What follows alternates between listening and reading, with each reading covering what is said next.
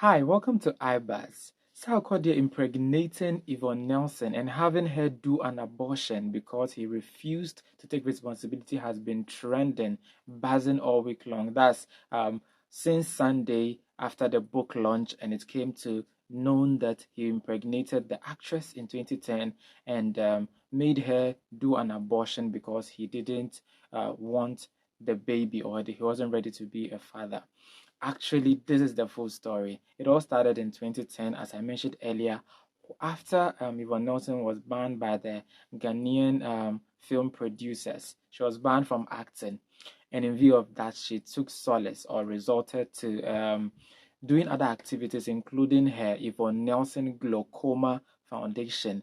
In line with that foundation's work, she composed a song, a single for the project, the campaign against glaucoma, where she brought together musicians, which included Sarkodie, Sharifa Gunu, Edem, and a host of others to compose a song to promote or help with the advocacy of the campaign. And that was where she got involved with Sarkodie because long since she has been attracted to musicians, and according to her, it's because they help her get away from all the troubles that life throws at her. Sarkodie, things went out of hands, she noted, and she had to pay dearly for it by becoming pregnant for him, which she wasn't ready for, and neither was Sarkodie. The sad development, or unfortunate development, led to her calling Sarkodie to inform him that his potent seed has germinated in her, I say in quotes. However, Sarkodie was not, who was also a budding artist. By then, he had won New Artist of the Year and Artist of the Year at the VGMA. His future was uncertain, Yvonne noted, and he was living with his mother, so he wasn't ready to have a child by then. She also later found out that by then, Sarkodie was dating Tracy, and Tracy was out of the country by that time, and that was how come he was able to get involved with Yvonne Nelson and impregnate her. So Sarkodie was in no way willing to have that baby with Yvonne Nelson. Neither was Yvonne Nelson because she wasn't mentally ready.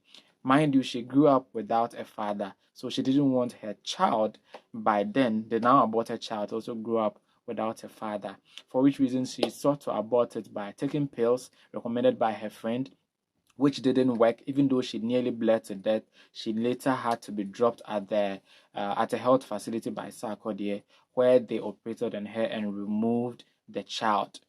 And according to her, it was so excruciating. According to Yvonne Nelson, her near-death experience during the abortion at the hospital Sarkodie and his manager dropped her was even more excruciating because Sarkodie abandoned her. He didn't even call to check up on her. He didn't even seek to find out her well-being or how the abortion procedures went. She was left all alone. And worse off, she was bleeding profusely even after the second abortion, despite bleeding in the first one, which was futile.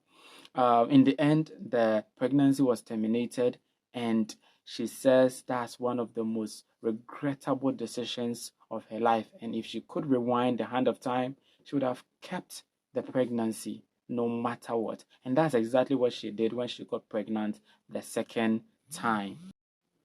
Meanwhile, Sarkodie was not the only musician mentioned in Yvonne Nelson's memoir, I Am Not Yvonne Nelson. Nigeria's Inyanya was also mentioned, where she stated that their relationship hit the rocks because he cheated on her with Nollywood actress Tonto Dike, as well as other crew members that he was working with.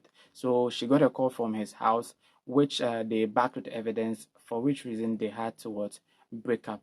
This very revelation in the memoir, Inyanya took to his Twitter account to debunk.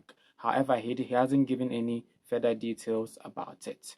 However, those of you blasting Yvonne Nelson for speaking her truth in her memoir, what were you expecting? It's a memoir she wrote. Were you expecting her to write an Anansi story? An Anansi story, a folk tale, a prose, or a fiction story? It was her life story she was writing. It's an autobiography, for crying out loud. So stop being an illiterate.